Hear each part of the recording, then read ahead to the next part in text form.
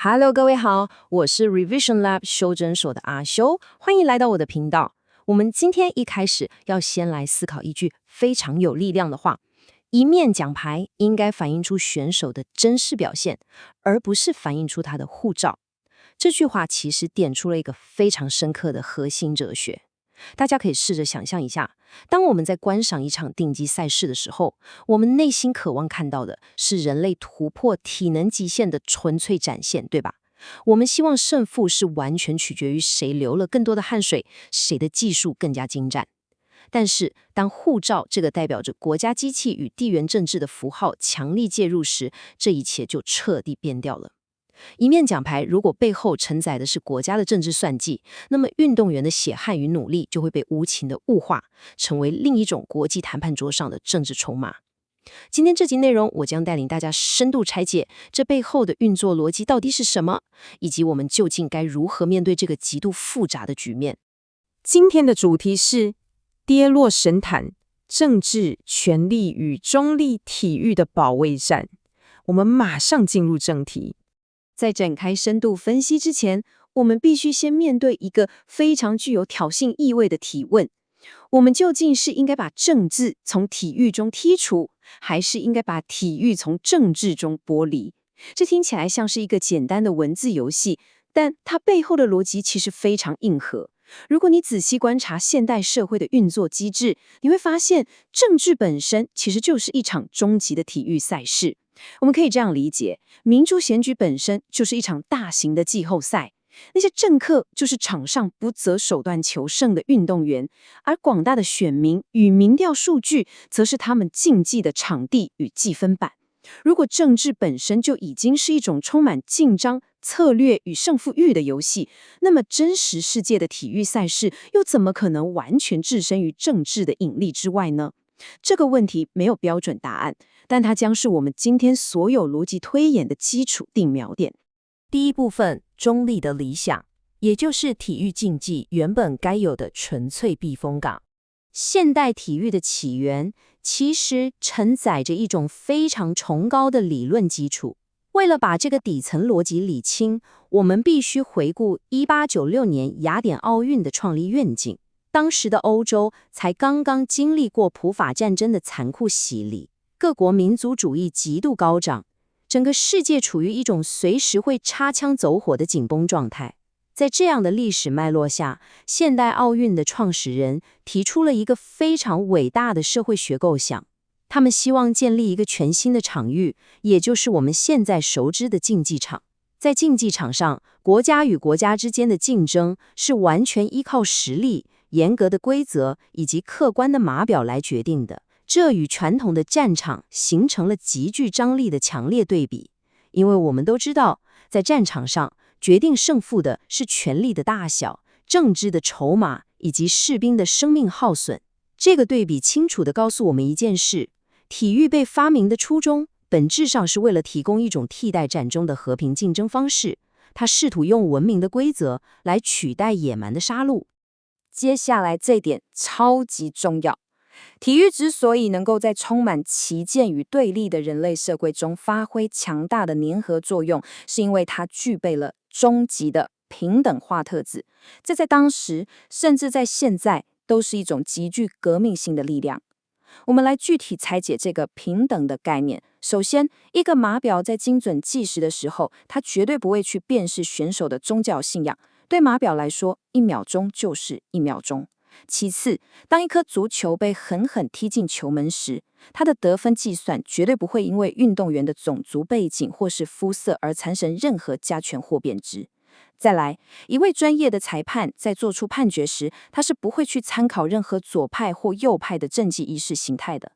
最后，也是最关键的一点，计分板对全场每一个观众所展示的真相都是完全一致的。这种绝对的客观与中立是建立全人类社会信任的稀有基石。在体育的严格框架下，我们被迫暂时放下了所有的社会阶级与标签，只能用最纯粹的实力表现来进行对话。但理想总会遇到现实的严酷考验。我们进入第二部分，当政治悄悄走进赛场，逐步渗透的国家力量。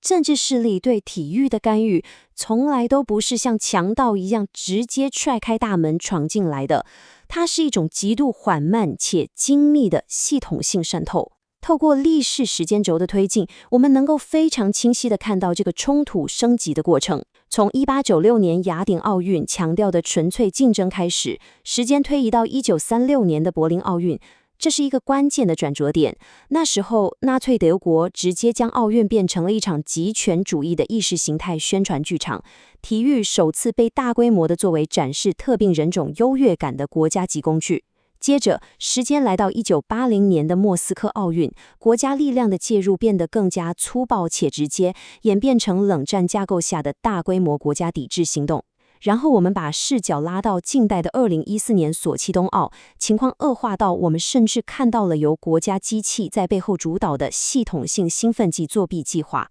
从这些明确的历史节点，我们可以归纳出一个结论：国家早已经不仅仅是在参与体育，他们越来越倾向将颁奖台直接武器化，将纯粹的赛场变成了地缘政治精心编排的权力展示舞台。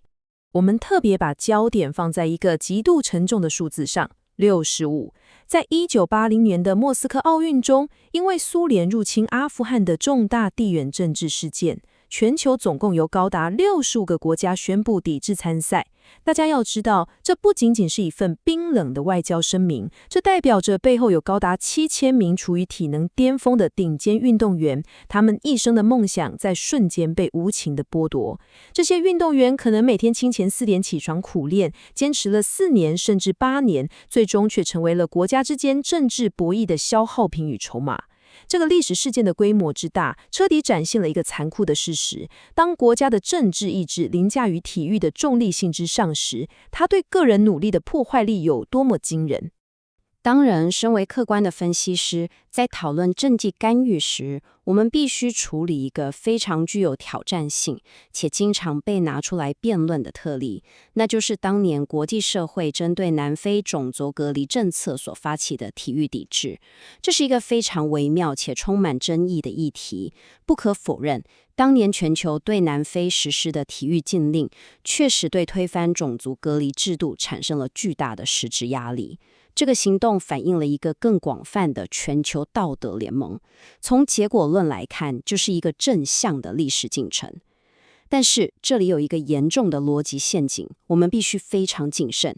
如果我们将这一次极度例外的道德胜利无限上纲变成一种常态性的通用规则，那么我们就等于是在实质上将体育政治化这个行为给彻底制度化了。这将会带来毁灭性的长远风险，因为一旦开启了这个潘朵拉的盒子，未来任何一个国家都可以轻易地用他们自己定义的道德或正义为理由，合理化他们抵制赛事的行为，最终这将轻易地摧毁体育景春的中立基础。简单整理一下刚刚的内容，我们发现传统的国家政治干预其实只是一种手段。现在我们进入第3部分，板球经济学的崛起，来看看资本与市场如何进行无声的吞并。在当今高度商业化的环境下，传统那种由政府下令的政治干预，其实已经逐渐退位，取而代之的是力量更加庞大且更加隐蔽的资本主义运作。我们来正式定义一下这个影响深远的新兴词汇 Crickenomics， 也就是所谓的板球经济学。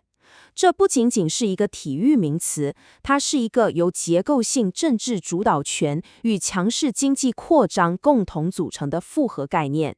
它精准地描述了在全球板球运动的整体运作中，特定势力如何透过高度集中的市场垄断力量来进行实质的统治与规则制定。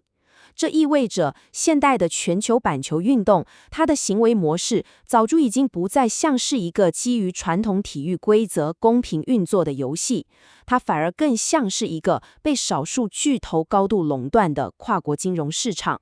当一项运动的未来发展完全被庞大资本的重力所牵引与绑架时，它原本宣称的核心价值与中立性就必然会产生根本上的质变。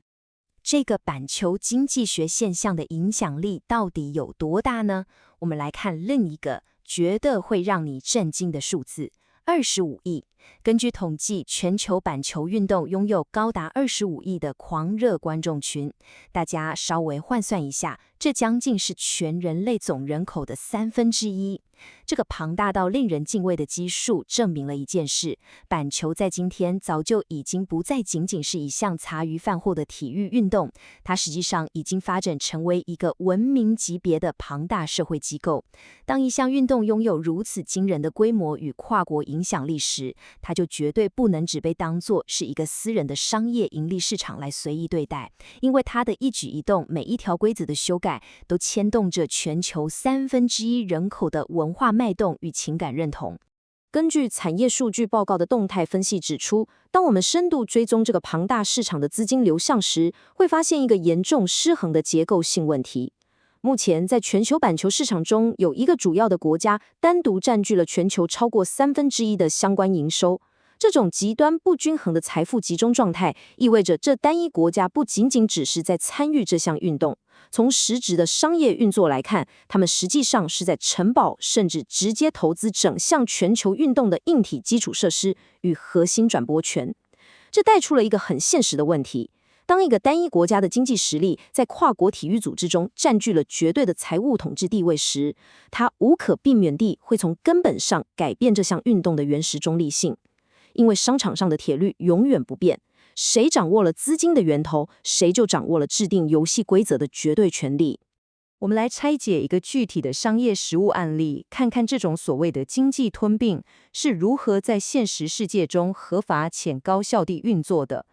最近有一个重大的产业动态，英格兰板球委员会决定出售其旗下知名板球联赛球队高达49%的股权。而根据资料指出，介入这些股权的私人投资者中，包含了与印度超级板球联赛有着极度密切商业关联的庞大财团。这会造成什么连锁效应呢？最直接的结果就是，英国本土的指标性联赛被深度整合进了目前全球体育界最强大的商业资本网络之中。这个案例完美且残酷地说明了，在现代社会，透过金融上的股权依赖与跨国经济扩张，资本的力量完全能够像过去的军事强权一样，极度有效地重塑并控制全球体育的影响力版图。我们继续聊下去，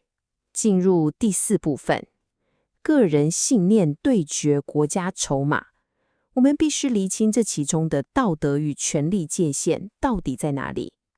在深度探讨了政体与资本的双重夹击之后，我们必须进入今天这份拆解报告中最需要逻辑思辨的一个环节。我们必须在个人信念的展现与国家结构性的操纵之间画出一条非常清晰的界限。让我们来仔细对比这两种情境的根本差异。一边是运动员在赛场上单膝下跪，这是一个活生生的人为了表达自身深刻信仰与价值观所做出的个人行为；而另一边则是政府机关利用行政命令强制发起整个国家的抵制参赛，这是一种由上而下的国家层级政治筹码。我们必须非常明确地把这两件事彻底分开。我们绝对应该坚定地捍卫运动员作为独立个体拥有表达个人言论自由的人权，但同时我们也必须强烈且毫不妥协地抵抗任何政府将运动员当作无生命工具，强行决定他们能否参赛的霸权行为。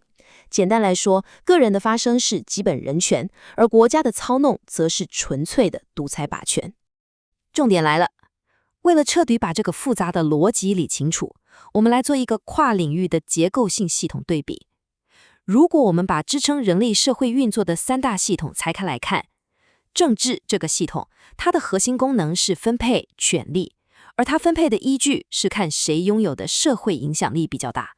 市场这个系统，它的核心功能是分配资本与财富，其依据是企业或组织的规模与大小。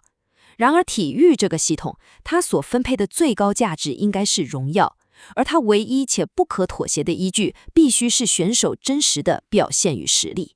这就是为什么资本或政治过度介入体育会如此危险。当市场的资本逻辑或是政治的影响力逻辑开始反过来决定体育系统的运作结构时，原本纯粹基于实力的中立性就会被彻底摧毁。一旦这层中立性被打破，我们在文章一开始提到的人类对体育最基础的那份信任感就会瞬间瓦解。这带出了我们今天的第5部分，也是最后的核心结论：保护最后的竞技场。走到这里，我们必须静下心来，记住一件事：在我们被各自国家的国旗、护照或是政治立场定义之前，我们首先都是人类。而体育拥有着一种能够唤醒我们内心深处共同情感的强大魔力。大家闭上眼睛，回想一下那个震撼的画面。在决定世界杯胜负的12码罚球踢出之前的那个瞬间，全世界不分种族、不分阶级的观众都在电视机前屏住了同样的呼吸。在板球比赛最后一球投出之前的那个刹那，全场几万人共享着同一份令人窒息的寂静。而在田径选手全力冲过终点线的那一刻，无论你身在地球的哪一个角落，我们的大脑都感受到了同样的肾上腺素飙升。我们人类的神经系统是从来不会去辨识国界的，而我们对于突破极限、对于奇迹的渴望，也从来都不需要携带护照。这种超越一切藩篱的普世情感连结，正是体育最迷人也最无可取代的价值。体育为我们全人类创造了一个独一无二的全球化共识空间。在这里，我们可以在完全没有仇恨的情况下进行最高强度的激烈竞争。我们可以在绝对不贬低对手人格尊严的前提下全力以赴的战斗。我们甚至可以获得一种完全不带有任何政治抱负色彩的纯粹胜利。在那短短几个小时的比赛中，现实世界的纷扰被短暂悬置了。在胜负揭晓前的那种悬而未决的状态，我认为是这个世界上最美丽的时刻。在这个神圣的时刻里，我们不是任何国家机器的螺丝钉，也不是意识形态的代言人，我们只是纯粹的努力与渴望。这个绝对中立的竞技空间，这份毫不造作的纯粹感动，绝对值得我们倾尽所有的力量去保护它，免受政治算计与资本扩张的无情污染。